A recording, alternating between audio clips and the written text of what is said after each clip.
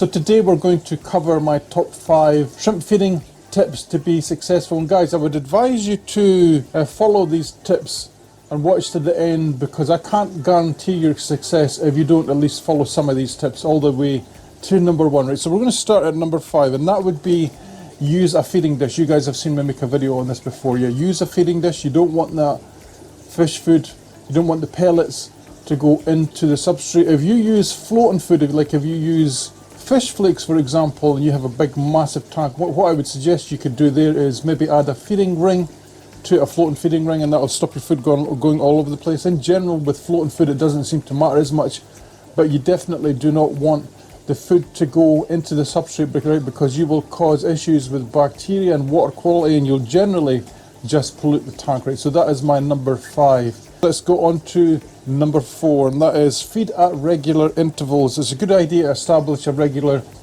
feeding schedule with shrimp, because it means that they can get guaranteed nutrition at certain times of the day, and it allows them guys, especially the females and stuff, to start to produce things like eggs, and you'll have a lot more breeding success if you have a regular routine. Right, so get that into your system. Try and feed them probably at least minimal, I would say, once a day.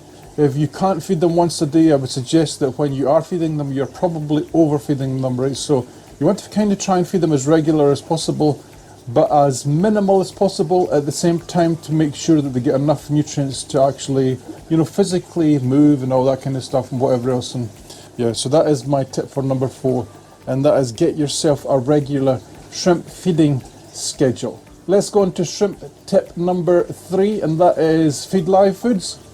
Feed live foods.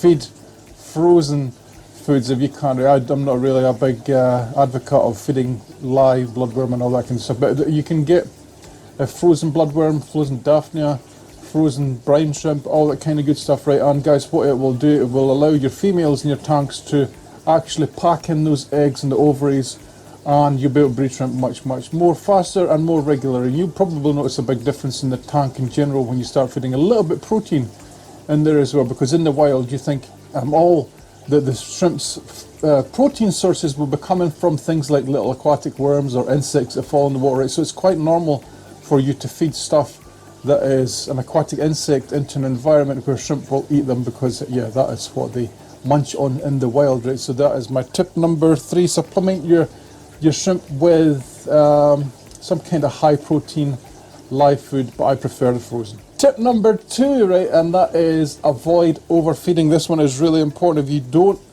avoid overfeeding, you'll have a lethargic shrimp, and in general, we kind of covered it before in our other ones, it is really important that you do not pollute the tank, guys, because as soon as you start to pollute the tank, you'll see a decrease in your shrimp, in their productivity and their breeding, and you probably just end up seeing dead shrimp after a while. So yeah, try not to overfeed. One of the big signs that you're overfeeding, guys, is lethargic shrimp, right? And that is something that you want to avoid. If you want to know more about how to avoid, how to fix that kind of issue, I would suggest that you hit the subscribe button over here and follow my channel, because I talk about this kind of stuff quite regularly, how to deal with issues in the tanks, and I'll cover that in another video, how to fix an overfeeding problem in the tank, because I have covered it before, but that's not what today's video is about, right? So that was tip number 2, avoid overfeeding.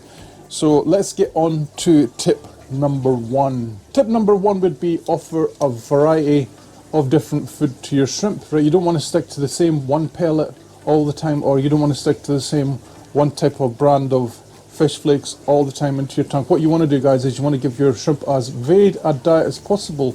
You want to give them a mix of high protein foods from things like we just discussed there, with things like frozen bloodworm and whatever else, but you also want to make sure that they get quite a high amount of greens as well, because you think about it, in their aquatic environment, what do you see in the little basins that they live in these little streams? You see lots and lots of dead plant matter, you see lots and lots of live plants as well, right? And what will happen is all this stuff will degrade over time. The living plants will eventually die off, the leaves will die off, and then you get things growing on the leaves, and yeah, the shrimp generally will eat everything on the leaves and all the green stuff, and they'll munch away all the little bits of moss and whatever else, and bits of leaves and whatever.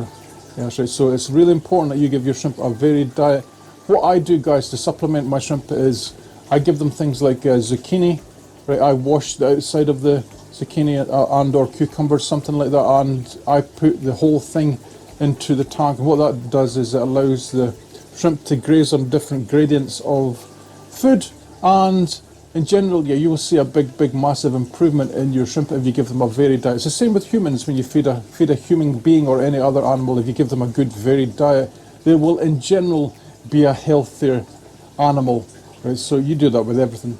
Guys, if you've enjoyed today's show, right, and you want to see more, you want to subscribe and like for more videos like this, because I'm going to go into more advanced topics than this on these little top 5 scheduled videos that I'm going to start to do, because I think these are really helpful. In future videos, I'm going to do things like top 5 beginners tips for breeding cherry shrimp as an example, or I'm going to do stuff like top 5 advanced breeding tips for Caridina breeders, top 5 advanced soil keeping conditions, or you get the gist, right? So if you want to see more like that, please do smash that subscribe and like button over here, and guys, I'll see you all in the next one.